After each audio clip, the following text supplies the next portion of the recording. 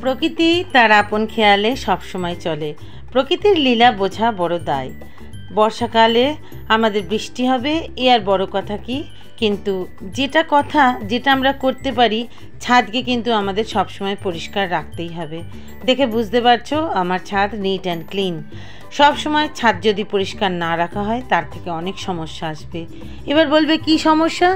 সমস্যা তো হবেই, পাতা পড়বে, শ্যাওলা হবে, তার থেকে পোকা হবে, আর সেই পোকা আমাদের গাছে লাগবে, যা আমাদের ক্ষতি সাধন করবে, আমাদের সমস্যায় পড়তে হবে। যতই ওষুধ দিই না কেন, ওষুধ সবসময় কাজে দিতেও পারে, নাও পারে, কেননা বর্ষার জল তো সবসময় পড়তেই থাকবে। তখন আমরা কিভাবে গাছগুলোকে ভালো রাখবো? আর সেই ভালো রাখার জন্যেই আমি তোমাদেরকে আগের কাজ আগেই বলে দিলাম। শুভ সন্ধ্যা বন্ধুরা, কেমন আছো, কি করছো? নিশ্চয়ই সবাই খুব ভালোই আছো, আমিও খুব ভালোই আছি। আমি এবার বিষয় প্রসঙ্গে তোমাদেরকে বলবো কি করলে আমাদের গাছগুলোকে আমরা ভালো রাখতে পারবো।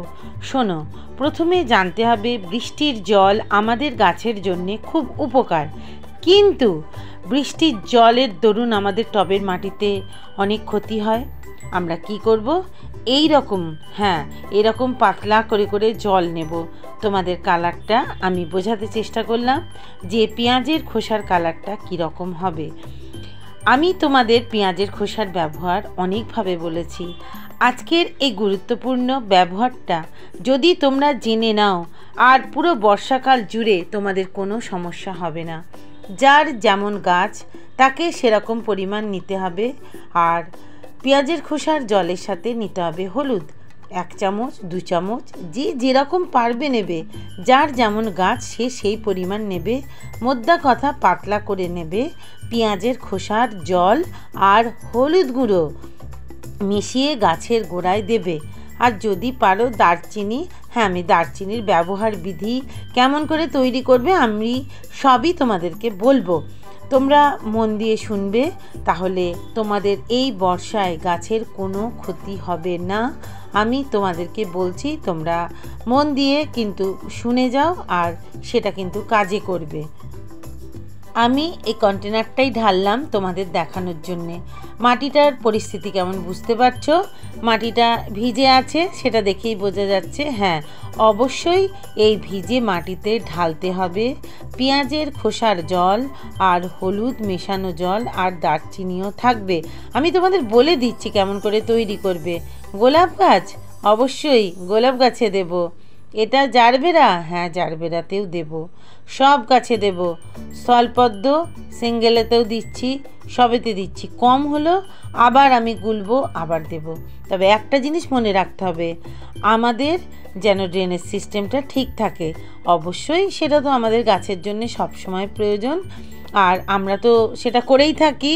কিন্তু এক্ষেত্রে এইটা মনে রাখবে যে এক্ষেত্রে আরেকটু বেশি ড্রেনেজ সিস্টেমটাকে ভালো রাখতে হবে, যাতে জল দেওয়ার সাথে সাথে জল গড়িয়ে যায়। জল স্ট্যাগ হলে কিছুতেই হবে না। দেখলে একবার ছেড়ে আমি 2 বার করে দিলাম, কোনো সমস্যা হবে না। আমি তোমাদেরকে বলছি, তোমাদের এবার মনে হবে যে পেঁয়াজের খোসাটা তো দিদি এর আগে অন্যভাবে বলেছে, এখন কেন এরকম করে বলবো, সব বলবো। তোমরা শুধু এটা দেখো যে জলটা আমার পরিষ্কারভাবে পড়ে যাচ্ছে, ব্যাস এইটুকুনি। যতবার প্রয়োজন হবে ততবার গুলবে আর দেবে। এ নিয়ে আর বেশি কিছু বলার নেই।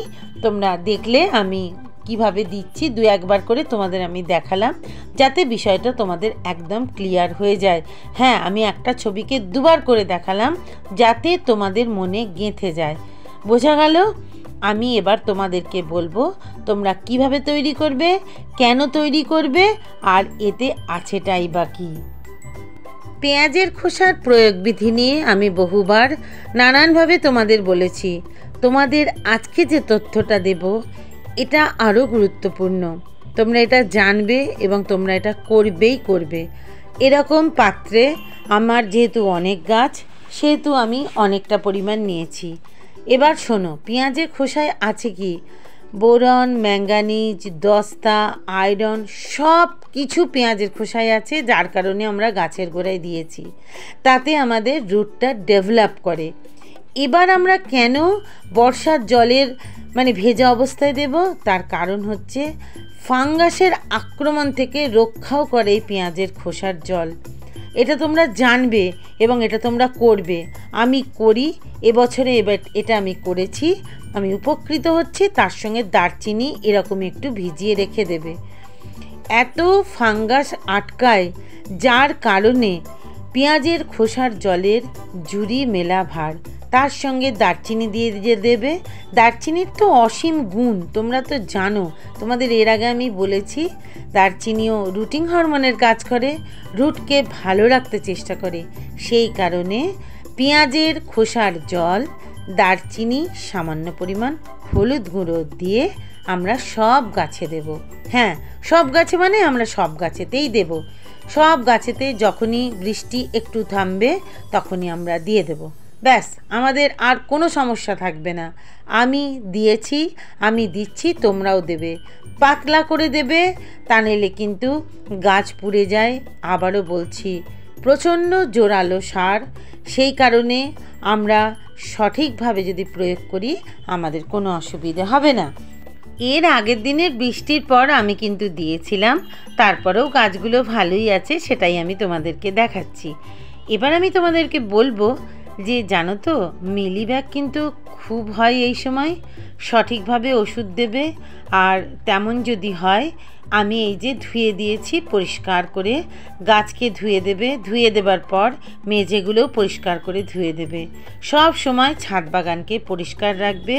আর এই বৃষ্টির সময় কিন্তু তোমরা ওই টাফগড় সোনাটা যারা পারবে দেবে। আর যদি না পারো তাহলে তোমরা ওই যে 2-2-2 যেটা বলেছি সেটাই দেবে। আর পেঁয়াজের খোসা কিন্তু দিতেই হবে, মানে পেঁয়াজের খোসার জল তোমরা দেবেই।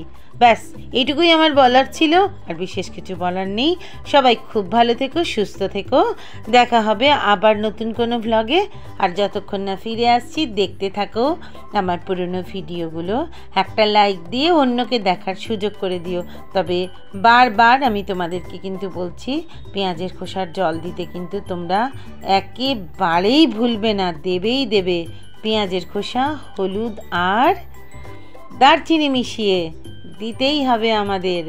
আর এবারের বর্ষায় আমরা কোনোভাবেই ক্ষতিগ্রস্ত হব না।